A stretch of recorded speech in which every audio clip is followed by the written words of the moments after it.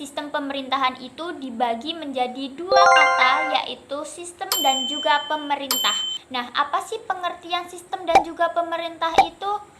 Sistem merupakan beberapa bagian yang mempunyai hubungan fungsional baik antara bagian-bagian terhadap keseluruhannya, sehingga hubungan itu menimbulkan suatu ketergantungan. Oke, sebagai contohnya yaitu sistem pencernakan pada manusia.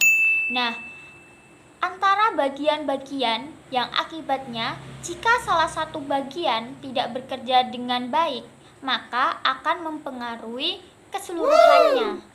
Dan kemudian pengertian pemerintah adalah segala urusan yang dilakukan oleh negara dalam menyelenggarakan kesejahteraan rakyatnya dan juga kepentingan negara itu sendiri. Jadi, pengertian sistem pemerintahan itu apa sih? Oke, sistem pemerintahan memiliki pengertian bahwa sistem pemerintahan membicarakan bagaimana kekuasaan serta hubungan antara lembaga-lembaga pemerintah negara dalam menjalankan kekuasaan negara itu dalam rangka menjalankan kepentingan rakyat. Dalam sistem pemerintahan itu dibagi menjadi 3 pembagian sistem pemerintahan itu, yaitu yang pertama adalah sistem pemerintahan presidensial, yang kedua adalah sistem pemerintahan parlementer, dan yang ketiga adalah sistem pemerintahan campuran. Yang pertama adalah sistem pemerintahan presidensial. Nah, apa sih pengertian dari sistem pemerintahan presidensial ini? Oke. Sistem pemerintahan presidensial ini meletakkan hubungan fungsional antara lembaga dan pelaksanaannya yang dipimpin oleh presiden. Nah, sebagai contohnya di Indonesia ini dipimpin oleh Presiden Joko Widodo. Dalam sistem pemerintahan presidensial ini menganut prinsip trias politika, di mana dalam hal ini membagi kekuasaan ke dalam 3 bagian, yaitu eksekutif, legislatif, dan juga yudikatif, di mana eksekutif terdiri atas presiden, wakil presiden, dan para menteri. Legislatif terdiri atas Majelis Permusyawaratan Rakyat, Dewan Perwakilan Rakyat, dan Dewan Perwakilan Daerah. Yang terakhir adalah yudikatif, terdiri atas Mahkamah Agung, Mahkamah Konstitusi, dan Komisi Yudisial. Awalnya ditemukan oleh Montesquieu, di mana kekuasaan itu tidak boleh ada dalam satu tangan, tetapi harus dibagi biar mencegah tidak terjadinya otoriter. Nah, otoriter sendiri seperti semacam tindakan menurut kemauan sendiri yang selalu dipandang benar, tidak mau kalah. Nah, ciri-ciri dari sistem pemerintahan presidensial itu antara lain yang pertama adalah presiden dipilih rakyat secara langsung melalui pemilu. Seperti contohnya di Indonesia ini, sistem pemilihan presidennya dilakukan secara pemilu. Siapa yang mendapat suara terbanyak dari rakyat, maka dialah yang akan memimpin negara ini. Yang kedua adalah masa jabatan presiden dalam jangka waktu tertentu. Nah, di Indonesia sendiri, masa jabatan presiden adalah 5 tahun dan sesudahnya dapat dipilih kembali.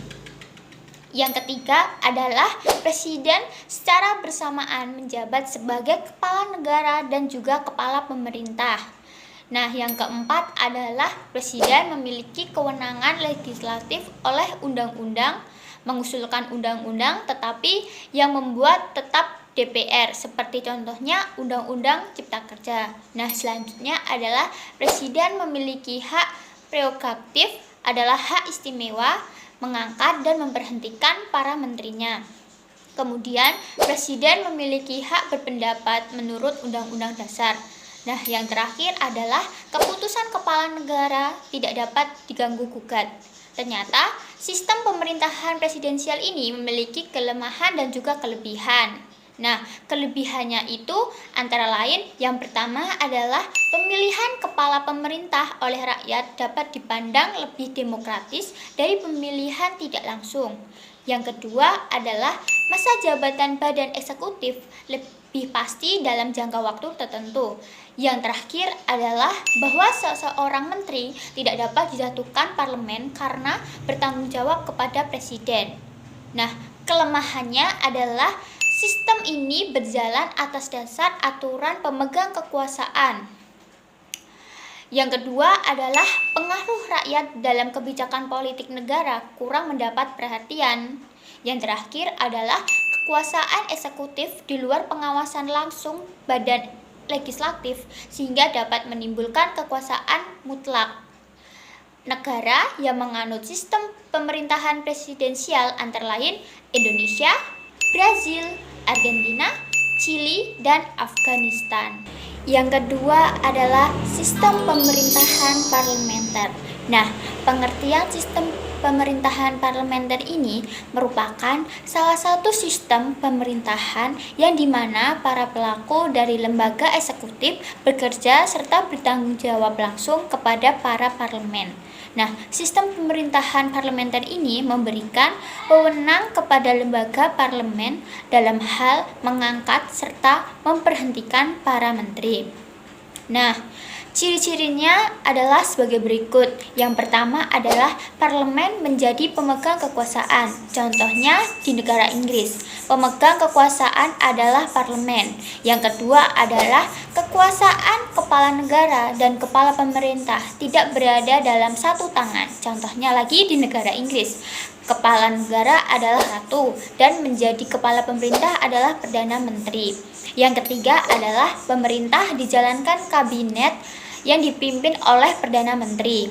Yang keempat adalah kabinet bertanggung jawab kepada parlemen dengan menganut sistem supremasi kepada parlemen. Dengan demikian, parlemen dapat memberhentikan kabinet di tengah jabatan masa jabatan sehingga situasi pemerintah sangat dinamis. Nah, ternyata dalam sistem parlemen ini ada kelebihan dan juga kelemahan.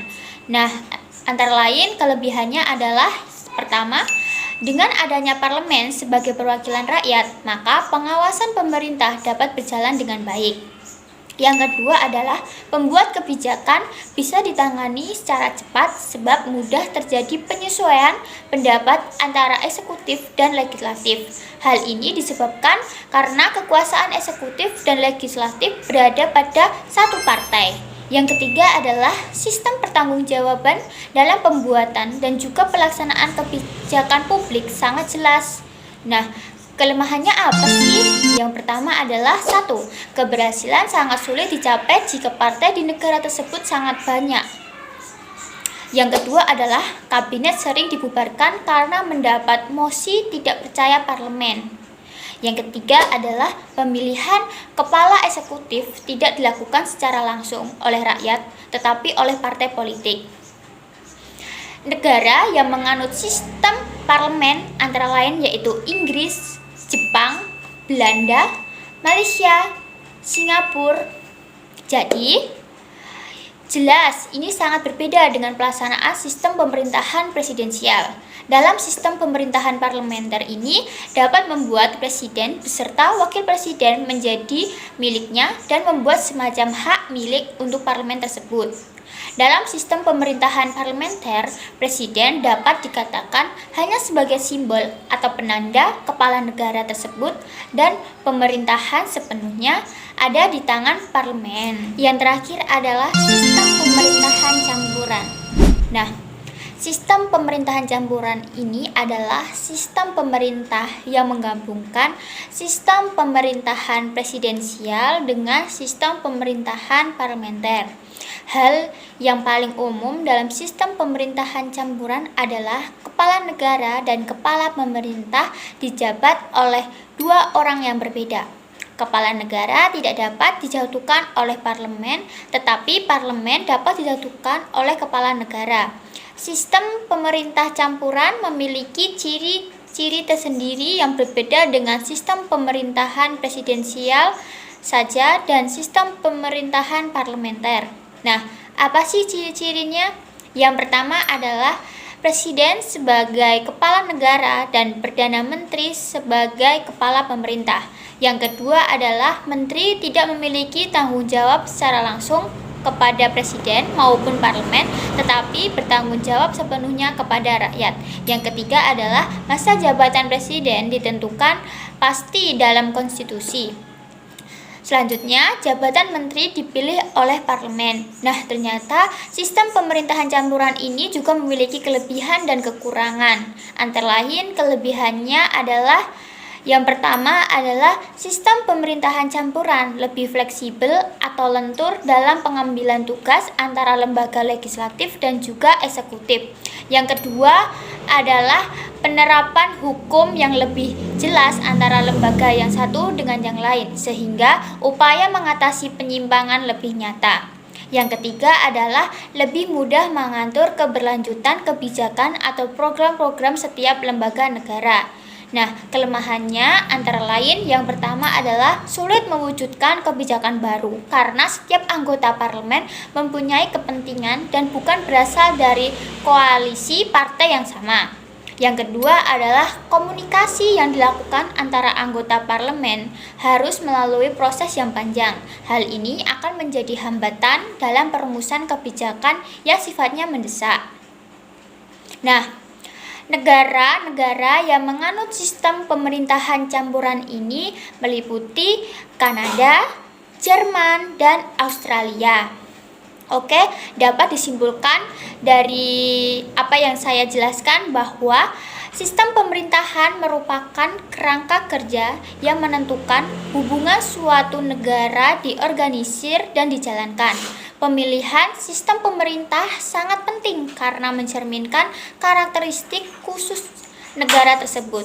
Kesepakatan bersama dalam pemilihan sistem pemerintah dapat mengakomodasikan kebutuhan dan nilai-nilai masyarakat sehingga memainkan peran penting dalam struktur dan stabilitas negara. Sekian, terima kasih.